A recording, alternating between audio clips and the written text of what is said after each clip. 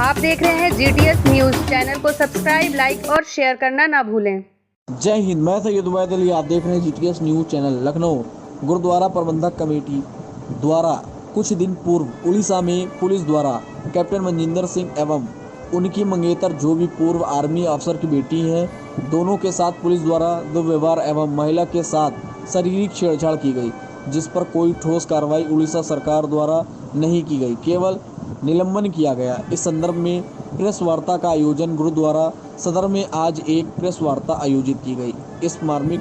ज्वलंत विषय पर पहुंचकर न्याय दिलाने की मांग की। इस अवसर पर लखनऊ गुरुद्वारा प्रबंधक कमेटी के अध्यक्ष राजेंद्र सिंह बग्गा, महामंत्री हरपाल सिंह जग्गी, सतपाल सिंह प्रवक्ता, जसबीर सिंह राजू बख्शी, कानूनी सलाहकार एवं प्रेस वार्ता में सिख समुदाय के अन्य लोग उपस्थित रहे। खास रिपोर्ट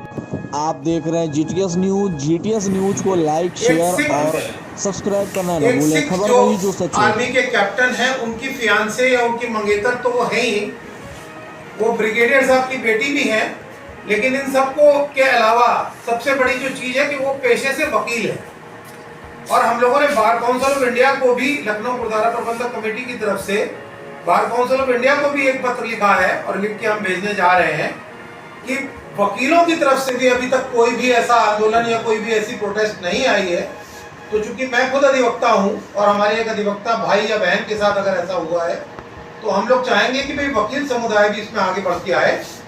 और वकील समुदाय भी अपनी तरफ से इसका रोष प्रकट करे, प्रोटेस्ट करे और उनके खिलाफ जो भी सख्त से सख्त कार्रवाई होनी चाहिए वो करे। दूसरी चीज सर जो मैं बताना चाहूंगा कि जो भी उन्होंने अभी तक कार्रवाई की है पुलिस महकमे के खिलाफ, जो DGP ने वहां पे कार्रवाई की है, वो एक औपचारिक रूप से, उसमें हमारे जो प्रवक्ता साहब हैं उन्होंने इस बात को सबसे पहले उठाया था और हमने इस बात को प्रेस रिलीज में लिखा भी है कि सतपाल सिंह मीत जी और तेजपाल जी जो हमारे तेजपाल रोमी जी जो हैं, इंदर सिंह जी जो हैं, जो इन सब लोगों ने इस बात को उठाया कि जो DGP है उन्होंने सिर्फ जो 5 लोग जो वहां पे थे पुलिसकर्मी,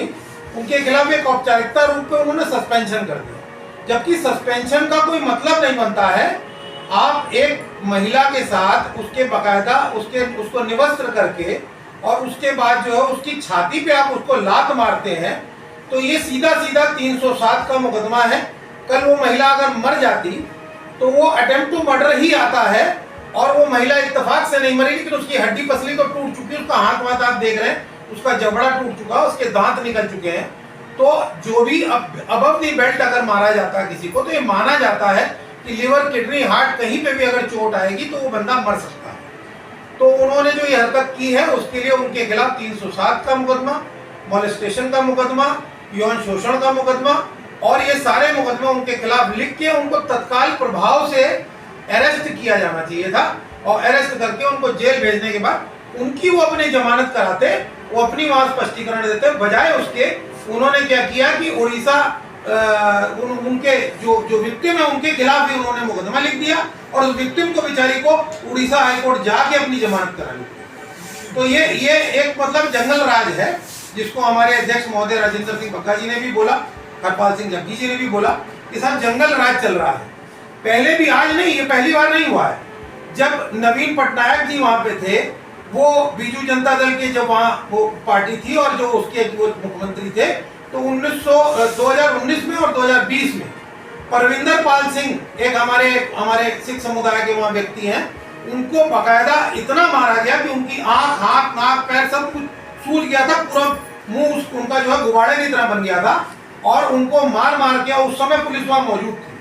और बाकायदा मारा इसलिए गया था क्योंकि उन्होंने सिर्फ इस बात का प्रोटेस्ट किया था कि जो हमारा वहाँ गुरुद्वारा साहब है, मंगू मठ गुरुद्वारा, जो कि हमारे गुरु नानक देव जी वहाँ पे जब गए थे, और ये हमारा बहुत बड़ा ऐतिहासिक गुरुद्वारा है सर। मैं आपको बताऊं, हमारे विश्व में कहीं पे भी ऐसी आरती आज तक नहीं लिखी गई जो आरती हमारे प्रथम गुरु नानक देव जी ने वहाँ पे लिखी थी। रविन्द्रनाथ टैगोर जी से कहा गया कि आपने अच्छी आरतियां लिखी हैं, इतनी चीजें आपने लिखी हैं, तो एक विश्व के ऊपर एक आरती लिखी है। तो रविन्द्रनाथ टैगोर जी के शब्द थे कि जब विश्व के ऊपर तो एक आरती पहले से लिखी जा चुकी है, गगन में थाल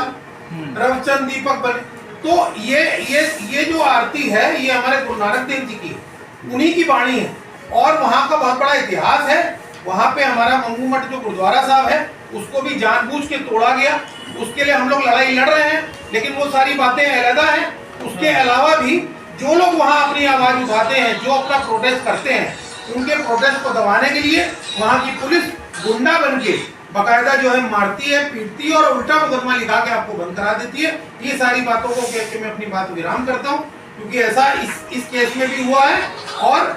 हर व्यक्ति का एक दिन आता है। आज इन लोगों का दिन आ गया है। पहले आम आदमी के साथ करते थे, आज इन्होंने फौजी भाइयों के साथ भी करना शुरू कर दिया, फौजी परिवारों के साथ करना शुरू कर दिया। अब इनका जो है वो पतन का दिन शुरू हो गया।